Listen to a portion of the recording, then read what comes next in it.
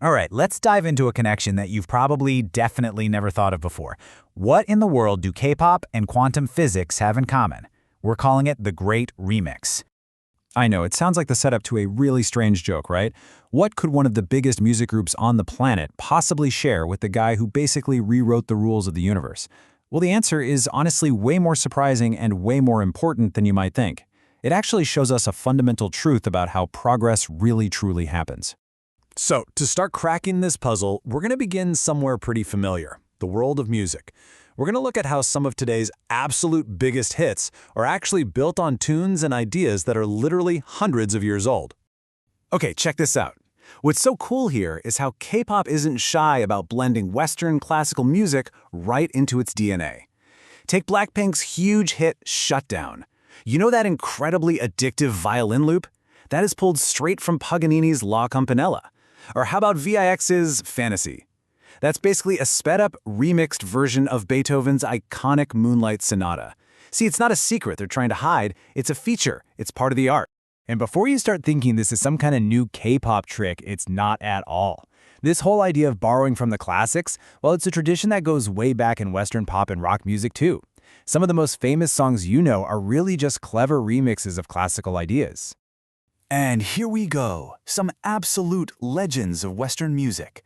That unforgettable guitar intro to Led Zeppelin's Stairway to Heaven, Jimmy Page was inspired by Bach. Billy Joel, he built the entire chorus of This Night around a theme from a Beethoven sonata.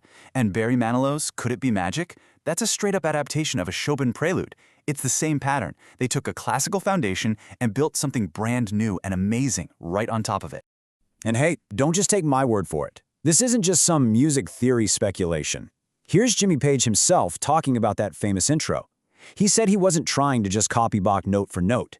He was trying to imitate the vibe, the structure of his work. He was using a classical blueprint to spark his own modern masterpiece. So you're probably asking, wait a minute, how is all this legal? And the answer is this really cool concept called the public domain. Basically, once a piece of art gets old enough, usually long after the creator has passed away, the copyright on it just expires. That means geniuses like Mozart and Beethoven pretty much left us all a giant free-to-use library of incredible music, just sitting there waiting for any artist to come along and remix it. Okay, so we've got that locked in. Modern music is often just a brilliant remix of the classics. Now, let's switch gears completely and see if the same rule applies in the world of physics. You're about to see that it's not about old versus new. It's really about taking something great and giving it an upgrade. This chart lays it out perfectly. On one hand, you have classical physics. Think Isaac Newton. His laws work flawlessly for our everyday world. You know, a falling apple, a car driving down the road. But when scientists started looking at things moving close to the speed of light or at the super weird tiny world of subatomic particles, those old rules just didn't quite cut it.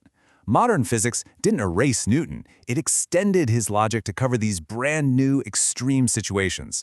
So you can see this beautiful progression. Step 1, you start with a solid foundation, like Newton's laws. They're amazing. Step 2, you push the boundaries and find the limits, the places where the old rules start to get a little shaky. And then, step 3, you develop new theories, like relativity and quantum mechanics, that take the core ideas of that old foundation and stretch them to fit these new frontiers. It's evolution, not a total revolution. And right here, this is where our two completely different stories, music and physics, finally snap together. They might feel like they're from different planets, but it turns out they follow the exact same hidden rules of progress. They share this invisible grammar for how to innovate. And boom, here it is. This is the heart of the whole explainer. Modern physics is a remix of classical logic, and music evolves in exactly the same way. It's wild, right? Both fields take an old, established structure, like the laws of motion or the rules of musical harmony, and they creatively rework it for new discoveries, new challenges, and new audiences. So what are the rules of this great remix? Well, first, you have to start with an established framework. Then, you rework those foundations. You don't just tear them down and start from scratch. You keep the core principles, whether that's logic and physics or rhythm and tension in music. And finally, you use all that to create something totally new for a totally new landscape. Okay, so this is a really cool connection, right? But why does it actually matter? What's the big takeaway from this weird link between a K-pop banger and a theory about the universe? Because here's the lesson. True, game-changing innovation almost never comes from wiping the slate clean and pretending the past didn't happen. It's not about erasing what came before. It's about having the vision to look at old ideas and see how they can be remixed, reinterpreted, and reborn to solve the problems of the future.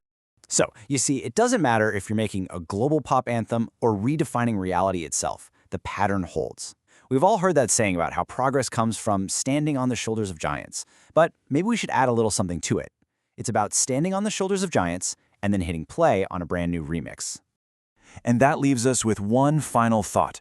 In our lives, in our work, in technology, in art, what old foundational idea is just out there waiting for its modern remix? What do you think is going to be the next great remix? Thanks for tuning in.